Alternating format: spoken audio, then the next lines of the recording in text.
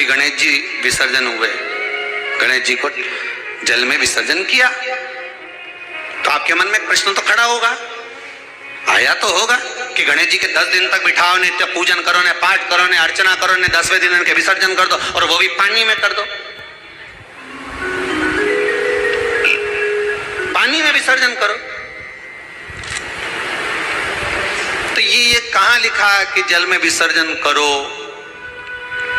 श्रीमद् भागवत पुराण की रचना जब वेद व्यास जी महाराज करने के लिए बैठे, वेद व्यास जी ने सुखदेव जी से कहा कि मैं मंत्र बोलूंगा, मैं श्लोक बोलूंगा, इसको लिखेगा कौन? तो सुखदेव जी ने बोला गणेश जी से विनती करो। गणेश जी से कहा कि आप लिखोगे? गणेश जी बोले मैं लिखने को तैयार हूं, पर बोलते बोलते तुम रुक गए तो मैंने भी लिखना छोड़ दूंगा, उसके बाद मैं भागवत को विराम दे दूंगा, मैं आगे नहीं लिखूंगा। अब वेद व्यास जी बड़े चक्कर में पड़ गए, क्या करें? तो गणेश जी से कहा मेरे श्लोकों में कुछ गड़बड़ी हो सकती है, उसमें से गलती को छांटना पड़ेगा, फिर लिखना पड़ेगा।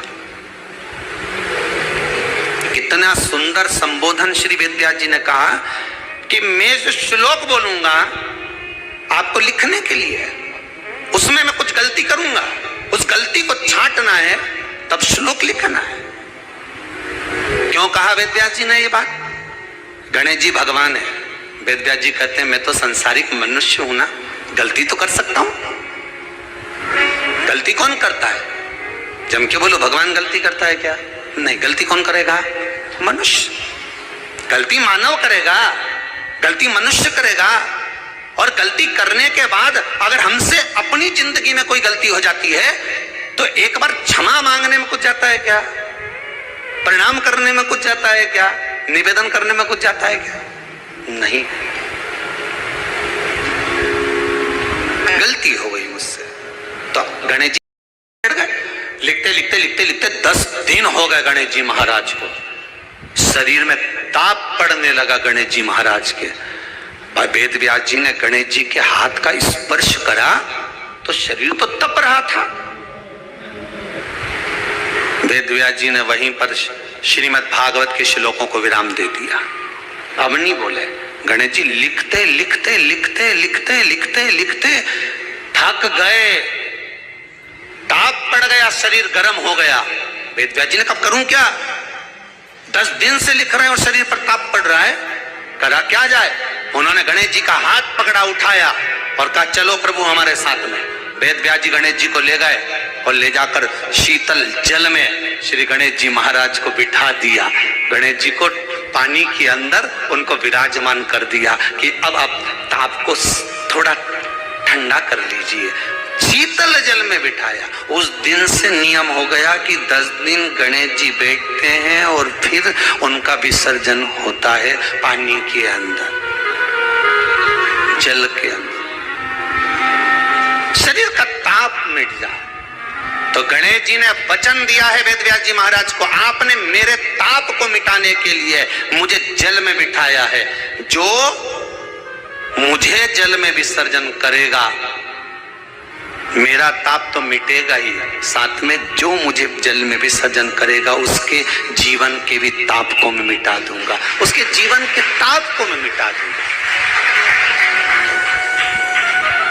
ताप मिटा दिया।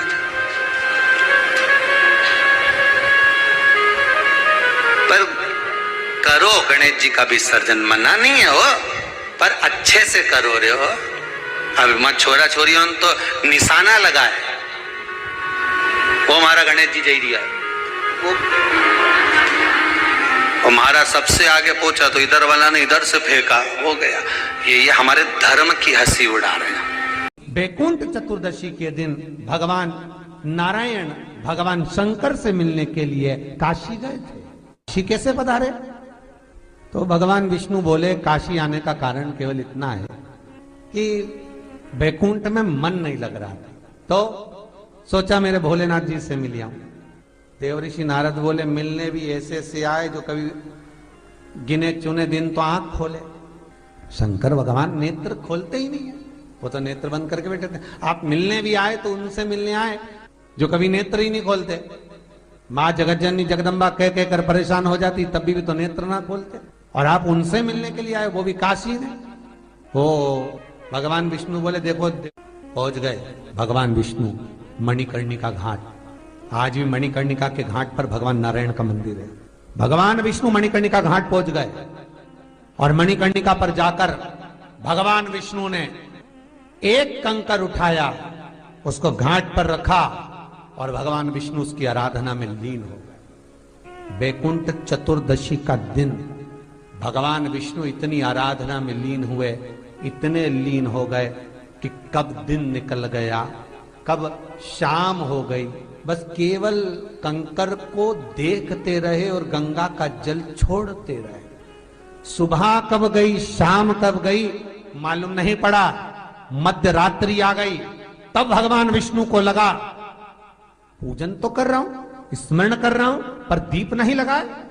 तब भगवान नारायण ने लक्ष्मी से कहा तुम दीप लेकर आओ। लक्ष्मी थाल लगाकर 14 दीप लगाकर शिव के सम्मुख लेकर आई महाराज, शिव के। इसलिए आज भी बैकुंठ चतुर्दशी के दिन सुबह और शाम के दीपदान का महत्व नहीं है। कब का है? मध्य रात्रि, मध्य रात्रि के दीपदान का महत्व। और मध्य रात्रि के समय, मध्य रात्रि के अनुकूल में मां जब भगवान भूल गए तब लक्ष्मी जी दीप लेकर आई, प्रज्वलित किया। भगवान शंकर वहीं पर सम्मुख प्रकट हो गए। तब जैसे देवऋषि नारद ने कहा था कि कंकर में शंकर है, भगवान विष्णु ने देवऋषि नारद को हृदय से लगाया था। तब भगवान नारायण के सामने शिव प्रसन्न होकर भगवान नारायण को गले से लगाते हैं। इसको हमारे हिंदू धर्म में हरि हर मिलन कहते हैं। इसलिए बैकुंठ चतुर्दशी के दिन हरि हर मिलन हुआ, हरि हर मिलन बैकुंठ चतुर्दशी के। महाराज निवेदन करूंगा, जिसकी किडनी गड़बड़ हो गई हो, जिसका लीवर गड़बड़ हो गया हो, जिसको डायलिसिस चल रहा हो और छूट नहीं रहा हो, बैकुंठ चतुर्दशी के दिन नदी के घाट पर, नदी, तालाब, सरोवर, कुआं, बावड़ी जो हो, उसके तट पर 14 दीप लगाकर, पीपल के पत्ते पर शहद डालकर और उसमें एक काली मिर्ची शंकर जी का नाम डालकर बोलकर उसमें चढ़ा दें। उसी पत्ते की काली मिर्ची, थोड़ा सा शहद घाट पर डाल दें और उस पत्ते को घर पर लेकर आ जाए।